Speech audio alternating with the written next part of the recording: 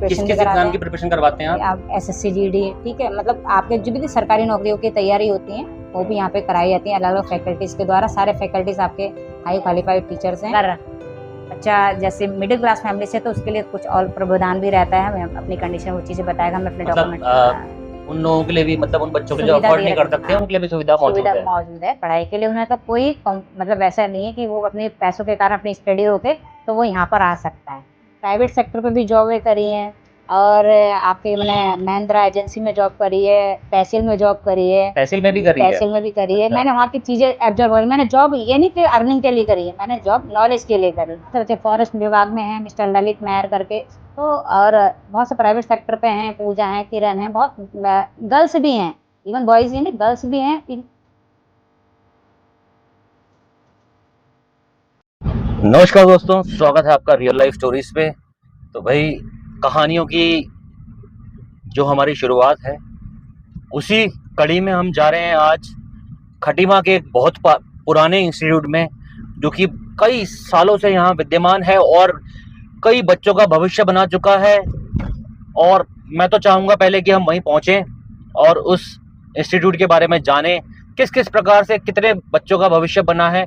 और मेरे ख्याल से ऐसी चीज़ों को उजागर करना मेरे ख्याल से समाज के प्रति हमारा कर्तव्य बनता है। अगर हम इन्फ्लुएंसर हैं तो हमें ऐसी चीज़ों को आप लोगों के सामने लाना चाहिए, जो ऐसे लोग कार्य कर रहे हैं, ऐसे इंस्टीट्यूट्स हैं, ऐसे जगहें हैं, तो उन लोगों को आपके सामने लाना हमारा फर्ज बनता है।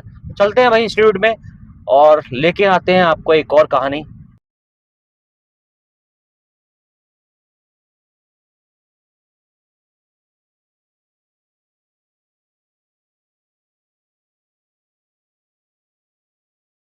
तो हम पहुंच चुके हैं खटीमा के सबसे पुराने इंस्टीट्यूट पे, जिसका नाम है एडवांस CC इंस्टीट्यूट और इनोवेशन लाइब्रेरी।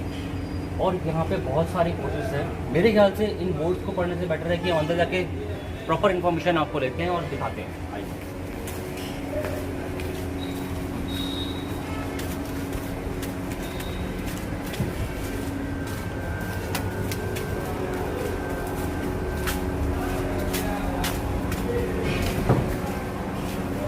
नमस्कार।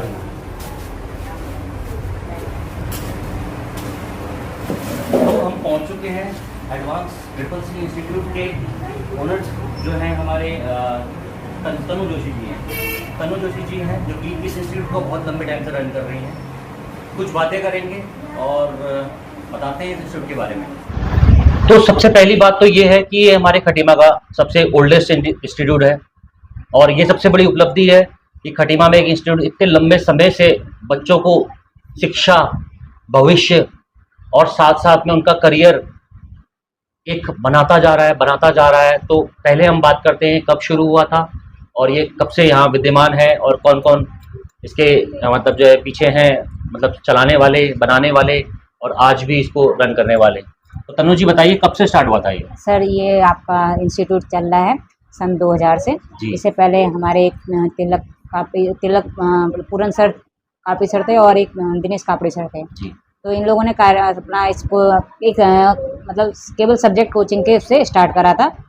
फिर ये मतलब मेरे भैया के जान पहचान के थे। मेरा पहले कोचिंग इंस्टीट्यूट था, पहले ओनली कोचिंग इंस्टीट्यूट था।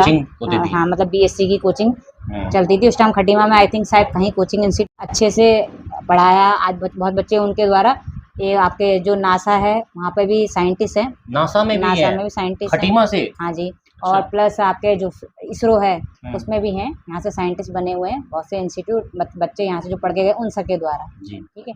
अब तो इस समय तो मुझे पता नहीं और कहाँ है फिलहाल, लेकिन बच्चे जो उनके द्वारा पढ़ाए हुए थे साइंस के बच्चे, वो बहुत उपलब्धियों को पहुँच चुके हैं, बहुत अच्छी जगह पे अपनी जॉब कर रहे हैं। फिर उसके बाद यहाँ पे जब मेरा इसको लेना हुआ, मैंने फिर उनका उस पर रजिस्ट्रेशन उनका था। फिर मैंने इसे जब अपने एंटर करा तो मैंने अपना रजिस्ट्रेशन रिन्यू करवा के सब चीज़ करवा। किस साल में लिया होगा आपने? मैंने सन 2016 में मैंने उसको रनअप करा। फिर मैंने यहाँ पे चीज़ें चेंज करी। यहाँ केवल BSc की पढ़ाई थी। फिर मैंने जूनियर क्लासेस से स्टार्ट करते हुए MSc, BCom, ये सारी क्लासेस मेरे यहाँ अवेलेबल हैं और सारे फैकल्टीज़ अलग अलग है। प्लस हिंदी मीडियम का बैच अलग है, इंग्लिश मीडियम का बैच अलग है। एंड फिर मैंने इसमें डाला कंप्यूटर इंस्टीट्यूट। अच्छा। तो मैंने सोचा जब बच्चे और एजुकेशन को ले रहे हैं तो उन्हें एक, क्योंकि आने वाले समय में कंप्यूटर की भी कंप्यूटर नॉलेज सबसे बहुत ज़रूरी है। कंपलसरी है। तो मैंने इस यहाँ पे कंप्यूटर इंस्टीट्यूट को भी रन करा, और रन करते करते आज भगवान के पास से अभी तक चल ही रहा है, और आप सब बच्चों के प्यार, माता पिता के आशीर्वाद से और आप सबके सहयोग से ये अभी तक रन अच्छा, पे है। कंप्यूटर इंस्टीट्यूट तो ठीक है, हाँ इसके जी, अलावा आप यहाँ पे एग्जाम प्रिपरेशन भी करवाते हैं? जी एग्जाम प्रिपरेशन किस भी किस कराते एग्जाम हैं की प्रिपरेशन करवाते हैं आप? आप। SSC GD, ठीक है, मतलब आपके जो भी सरकारी नौकरियों की तैयारी होती है वो भी यहाँ पे कराई जाती है अलग अलग फैकल्टीज़ के द्वारा। सारे फैकल्टीज़ आपके हाई क्वालिफाइड टीचर्स हैं, प्लस हमने बच्चों को और सुविधा दे दी, प्लस लाइब्रेरी भी। अच्छा, प्लस लाइब्रेरी पे अच्छा, लाइब्रेरी भी अभी आपने स्टार्ट कर दी है? लाइब्रेरी में हमने स्टार्ट कर कितना दिया। टाइम हो गया इस लाइब्रेरी को? लाइब्रेरी को अभी हमारा इसी लास्ट ईयर जनवरी में हमने ओपन करी थी। जी। और एक हमारा इंस्टीट्यूट आप सबके दुआ और प्यार से चकरपुर में भी, जहाँ हमारी इसकी बड़ी दुगनी लाइब्रेरी है। अच्छा, हाँ जी। और चकरपुर में कहाँ पे? कुटरी में।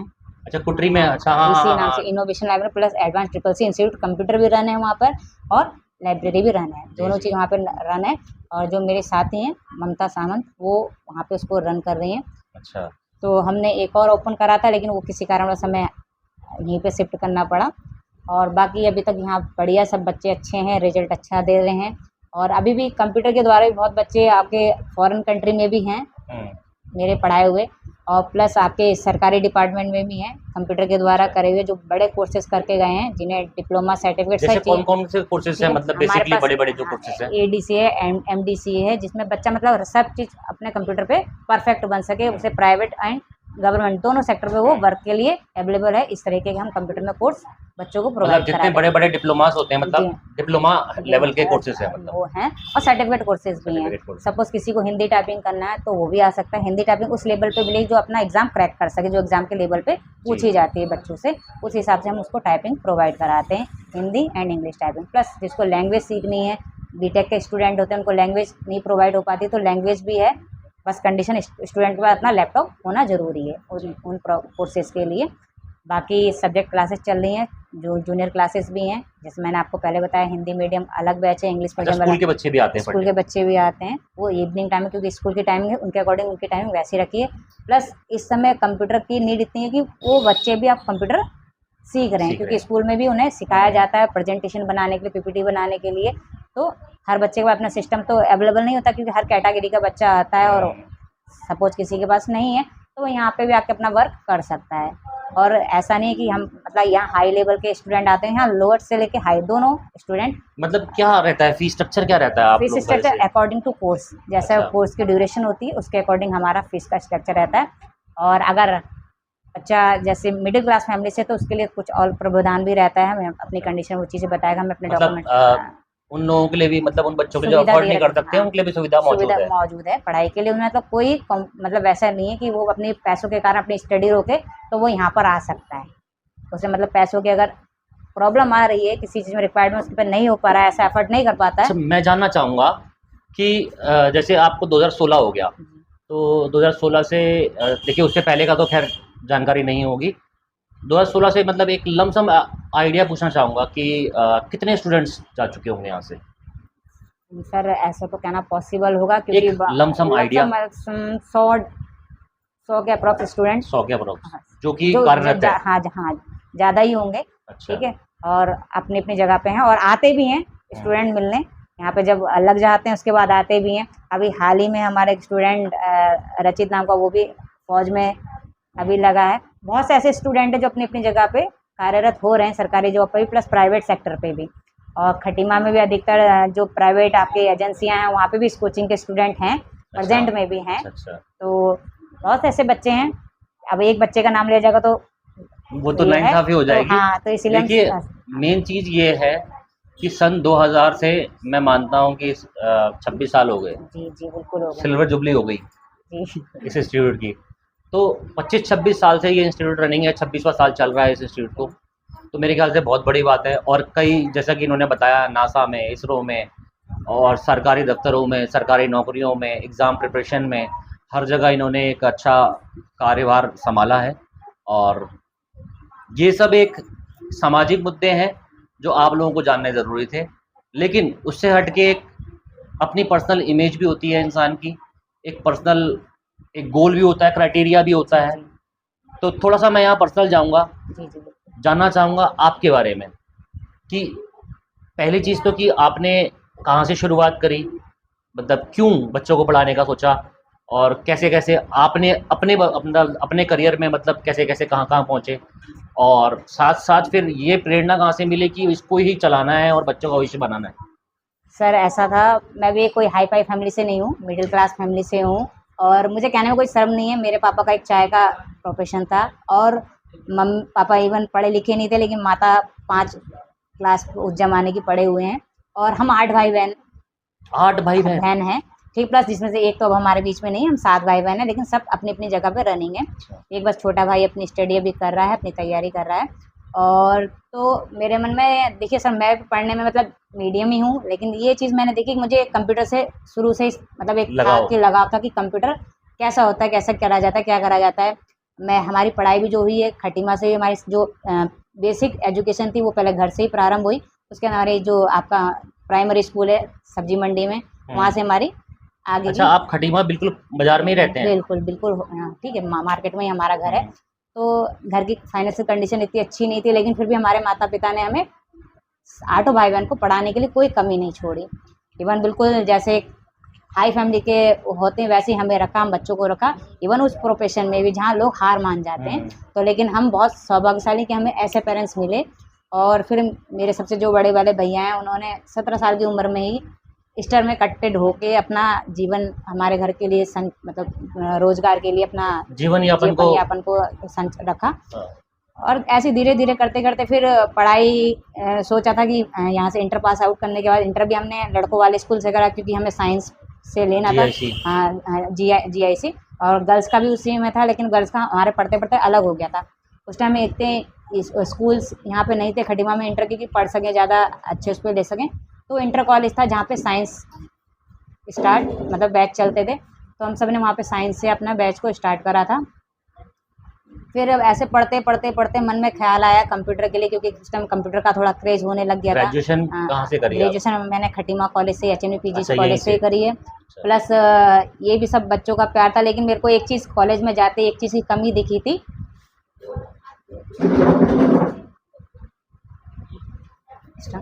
कॉलेज में जाते एक चीज़ की कमी देखी थी, वहाँ बच्चों को कोई गाइडेंस करने वाला नहीं था। ये चीज़ मैंने देखी, और शुरू से मुझे ऐसा लगता था कि मैं बच्चों को कुछ अलग से जानकारी दूँ जो उनको तक नहीं पहुँचती है, उन तक पहुँचे। तो यहीं से फिर मैंने BSc में एडमिशन लिया, BSc करी मैंने, उसके बाद MSc करी है। प्लस कंप्यूटर से मास्टर डिप्लोमा कराया, प्लस पतंजलि से बाबा रामदेव जी से योग कर रखा है।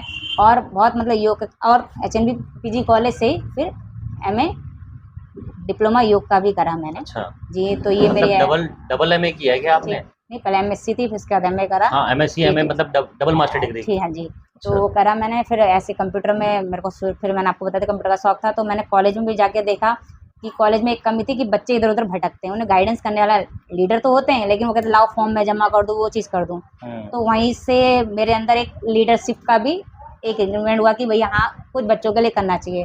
तो मैंने BSc सेकेंड ईयर में आई थिंक बाय वहाँ पे जो विश्वविद्यालय प्रतिनिधि होते हैं, उसका विज्ञान संकाय, और पहले था आर्ट संकाय और विज्ञान संकाय का एक वो होता था, चयन होता था।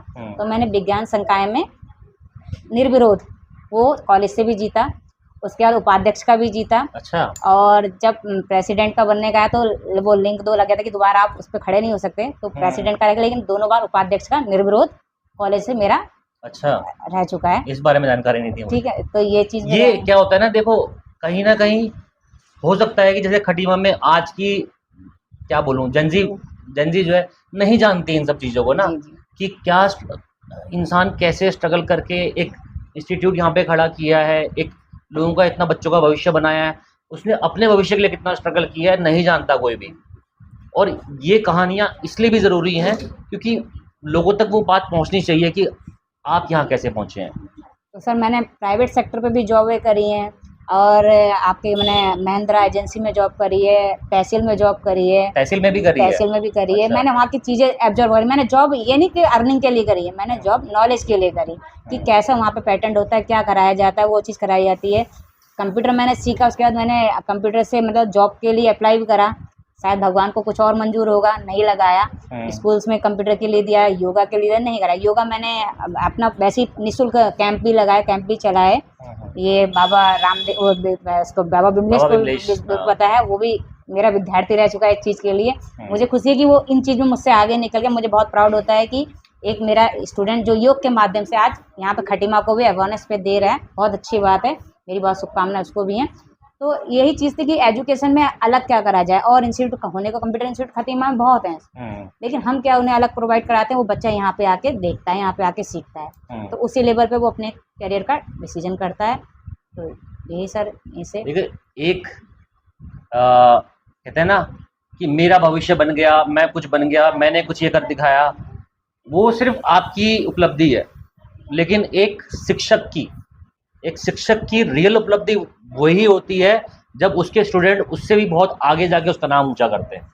जैसे अभी आपने तारीफ करी बिमलेश की, तो ऐसे ही बहुत सारे स्टूडेंट हैं यहाँ पे जो सरकारी नौकरियों में है ना, जहाँ जो अपना एक अच्छा भविष्य बना के बैठे हुए हैं। सर इसमें एक मैं नाम ले दूँ, हमारा एक विद्यार्थी विनय राणा है, जो मतलब ऑलराउंडर जिसे हम स्टूडेंट कह सकते हैं, writing work, behave work, plus इस समय सरकारी जॉब में रेलवे में है, असिस्टेंट इंजीनियर। आई थिंक मुझे उसका पोस्ट का कंफर्म नहीं है, पोस्टर तो उसका लगा हुआ है।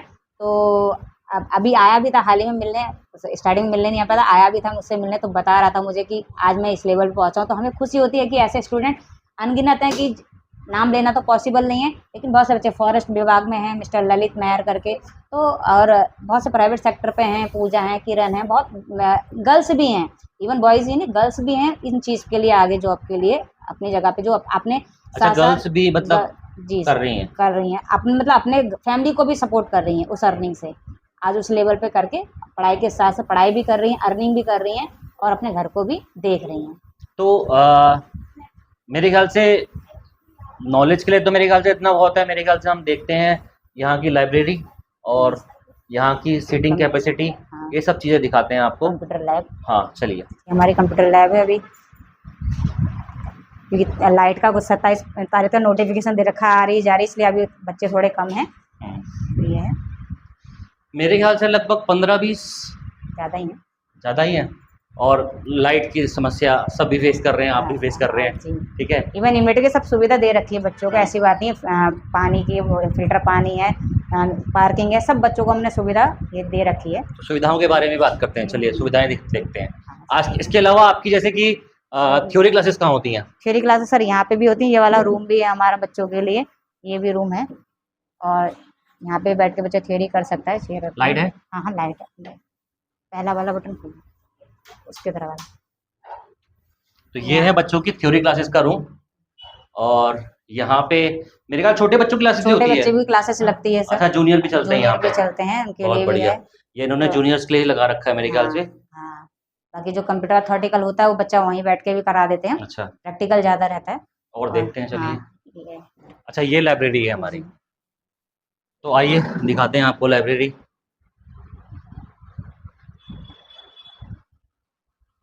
तो लाइब्रेरी की सीटिंग है आपकी 12-15 8-16 के लगभग है। 16, हाँ लगभग 16 लोगों की यहाँ पे सीटिंग कैपेसिटी है। और एक चीज़ मैं यहाँ पे देख रहा हूँ कि यहाँ पे किताबें बहुत सारी मौजूद हैं। तो ये किताबें कौन सी किताबें हैं एक्चुअल में? सब बच्चों के लिए अपने अपने हैं, जैसे जो उनको ये सब कॉम्पिटिशन्स की किताबें हैं? कॉम्पिटिशन की है, प्लस बच्चा जो रिक्वायरमेंट होती है वो हम उसको प्रोवाइड करवा देते हैं। ये चीज़ है।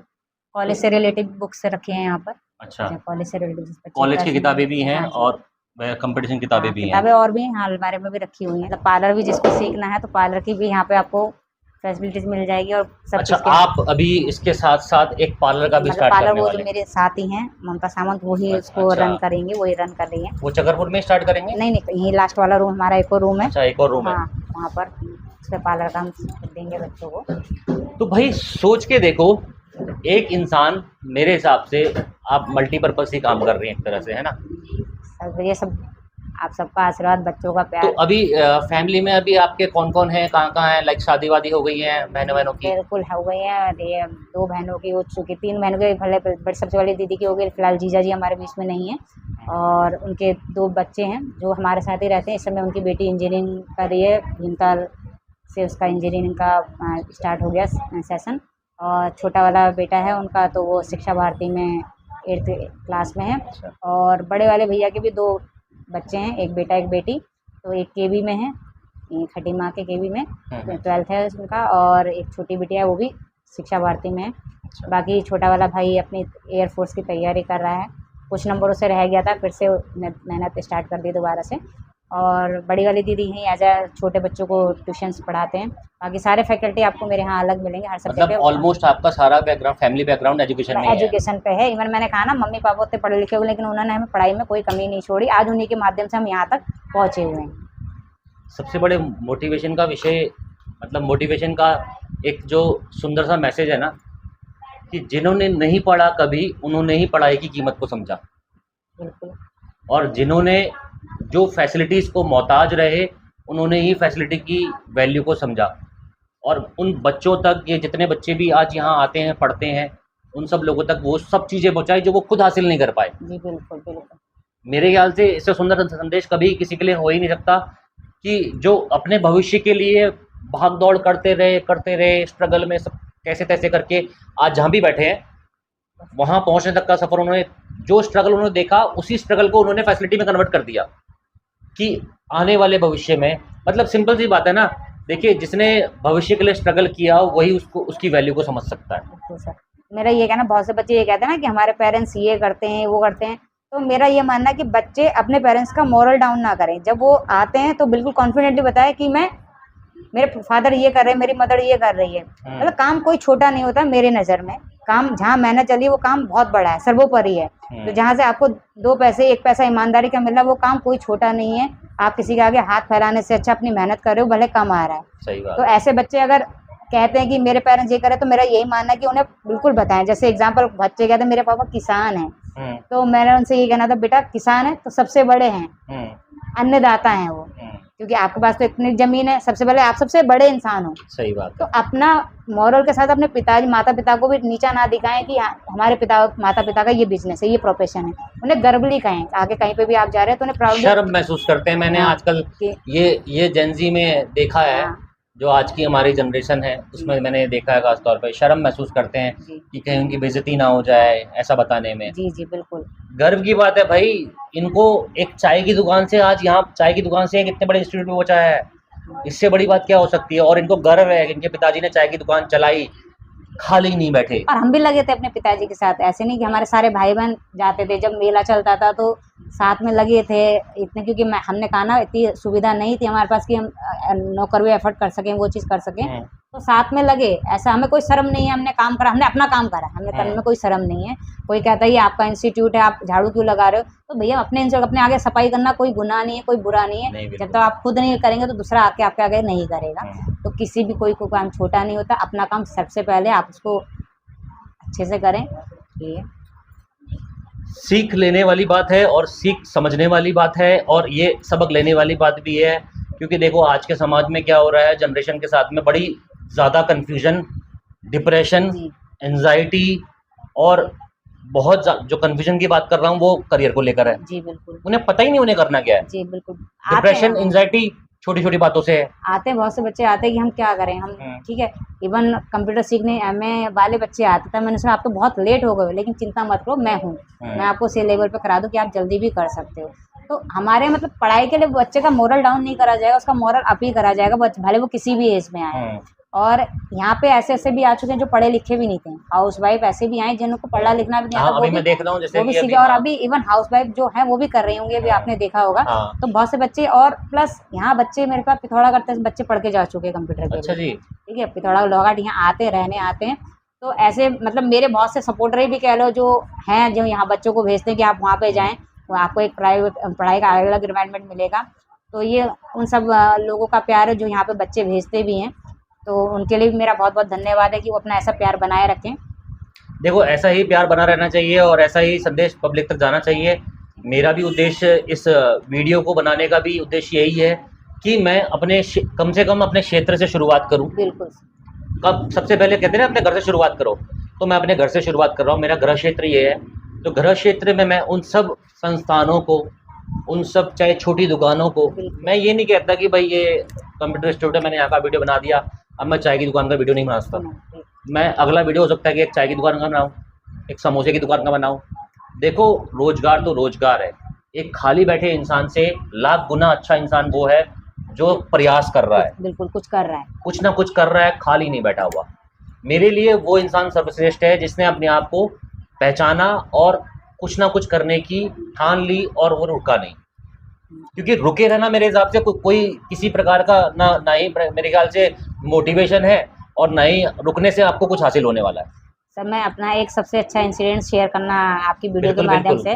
सर मेरे मतलब एज ए टीचर यहाँ पर सबसे अच्छा मोमेंट वो था। एक तो स्टूडेंट के साथ ऑलवेज अच्छा मोमेंट होता है, लेकिन एक प्राउड फील करने का मोमेंट कब आता है जब एक आपका स्टूडेंट अच्छी लेवल पे पहुँच जाता है, वो चीज़।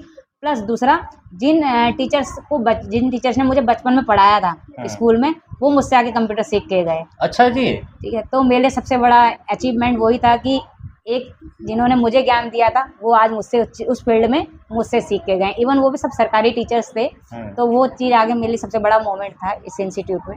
तो प्राउड मोमेंट की बात चल रही है, तो प्राउड मोमेंट की बात करते हैं कि ऐसे कौन कौन से प्राउड मोमेंट्स रहे हैं आपके इस कार्यकाल में? क्योंकि आपके कार्यकाल को भी अब मैं कहूँगा 10 साल हो गए। जी बिल्कुल हो गए। 10 साल के कार्यकाल में ऐसे कौन कौन से कुछ खास पल जिसे मैं कहता हूँ, जैसे कि आपने एक बताया, तो अच्छा वही सबसे बड़ा। फिर हम जब बच्चों का एनुअल फंक्शन कराते हैं उसमें कुछ अच्छा एनुअल फंक्शन भी होता है यहाँ पे? एनुअल फंक्शन भी होता है। फिलहाल अभी लॉकडाउन के से बीच में थोड़ा दिक्कत हो गई थी, अब हम इस साल करवाने वाले हैं।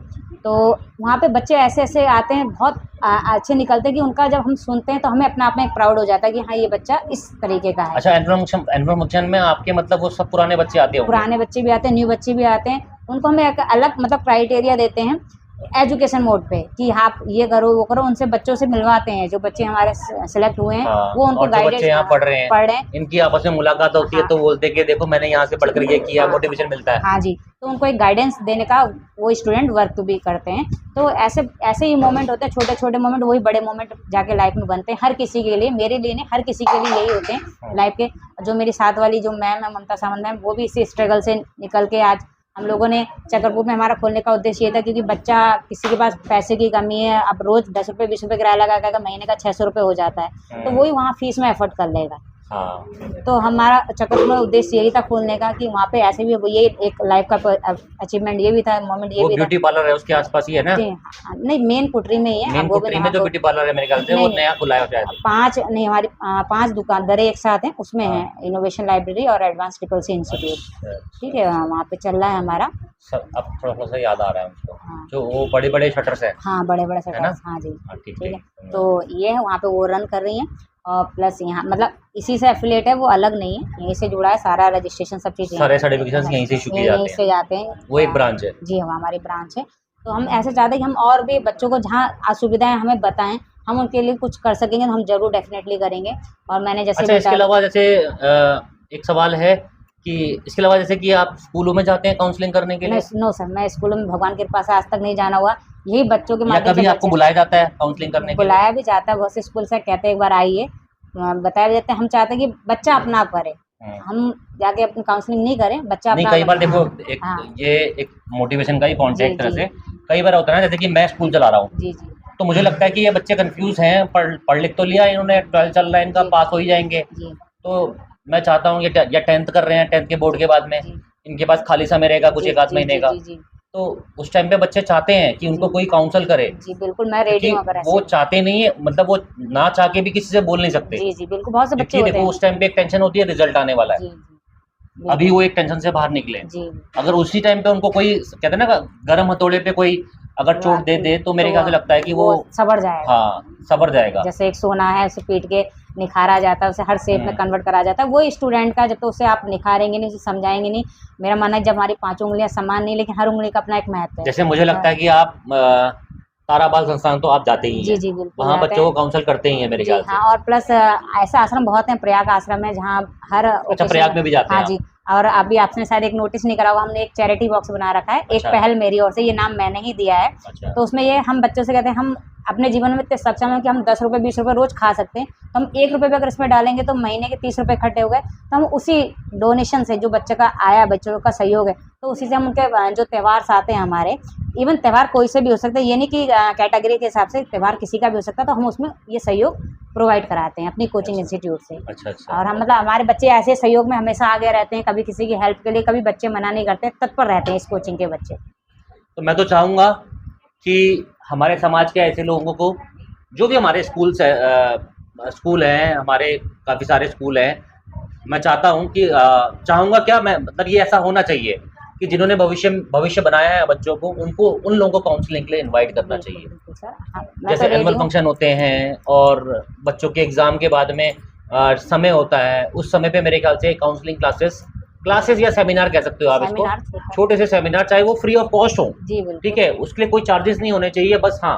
ऐसे सेमिनार होने चाहिए जहाँ की जिससे बच्चों जैसे को गाइडेंस मिले। तन्नू जी मौजूद हैं, आपके अलावा और भी लोग हैं, जी मतलब ऐसा नहीं होता कि आप हज़ारों लोगों को तो आप काउंसल नहीं कर पाओगे ना। जी बिल्कुल, क्षमता के अनुसार हमारे जितने भी इंस्टीट्यूट वाले लोग हैं यहाँ खटीमा मौजूद, सबको अपनी इतनी सी मतलब सहयोग करना चाहिए बिल्कुल बच्चों करना के चाहिए, लिए। बिल्कुल करना चाहिए बच्चों के लिए।